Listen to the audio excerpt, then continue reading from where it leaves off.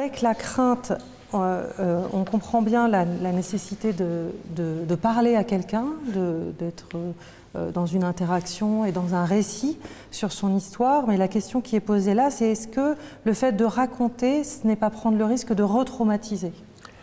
Mais oui, c'est ce que je disais tout à l'heure. Si vous êtes seul, vous ruminez. Si vous racontez pour ne faire que de la plainte, vous ruminez, vous renforcez le syndrome psychotraumatique. Si vous racontez pour comprendre, vous modifiez la représentation du trauma et là, le processus de résilience se déclenche. Mais vous n'êtes même pas parfois autorisé, ça peut parfois même se déclencher avant la parole.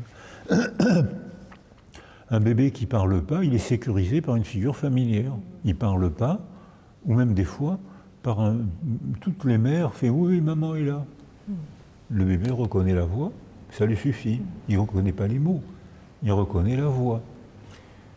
Il y a un livre qui est sorti il n'y a pas longtemps, Primo Levi est à Auschwitz.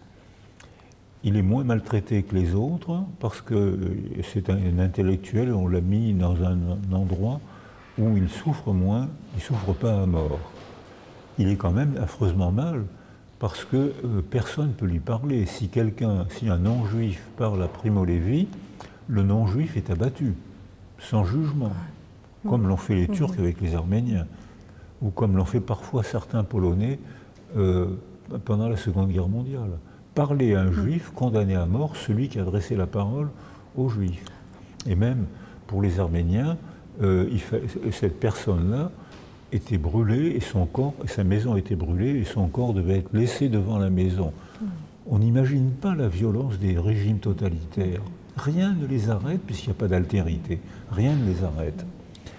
Donc Primo Levi, un jour, on le nomme pour réparer les cabanes. Ce qui était, comme Bettelheim, ce qui était une moindre souffrance. C'était une chance pour lui, comme Simone Veil, quand elle a été mise aux pluches, elle pouvait manger les épluchures et ne pas être maltraitée, c'était une chance de survie.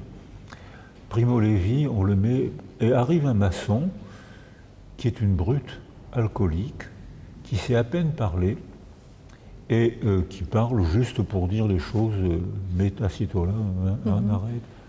Et Primo Levi écrit, ce maçon s'appelait Lorenzo, et Primo Levi écrit,